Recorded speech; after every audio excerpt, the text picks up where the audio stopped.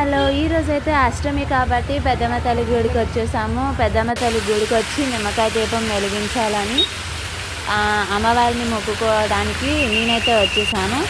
ఈరోజు అష్టమి అంటే కాలభైరవ అష్టమి అని కూడా పిలుస్తారు కాబట్టి కాలభైరవుడి గుడికి కూడా వెళ్ళొచ్చు. మాకైతే దగ్గరలో ఉన్న పెద్దమ్మ తల్లి గుడికి అయితే వచ్చేసాము. ఈరోజైతే మేము నిమ్మకాయ దీపం ముట్టించాలని మేము మొక్కుకున్నాం కాబట్టి నిమ్మకాయ దీపం అయితే ముట్టించేసామండి. ఆ అమ్మవారికి ఎదురుగా అక్కడ వెలుస్తారనమాట. అక్కడి నుంచి అయితే మేము మొక్కుకున్న కోరిక నెరవేరడానికి కాయిన్స్ ఇక్కడ నించోబెడతారు కదా, మీ అందరికీ తెలిసిందే. ఇదైతే మనం ఏదైతే కోరుకున్నామో అది నెరవేరడానికి కాయిన్స్ ఇక్కడ నించోబెడతారు అమ్మవారికి ఎదురుగా. నేనైతే ఇప్పుడు కాయిన్ నించోబెట్టబోతున్నాను.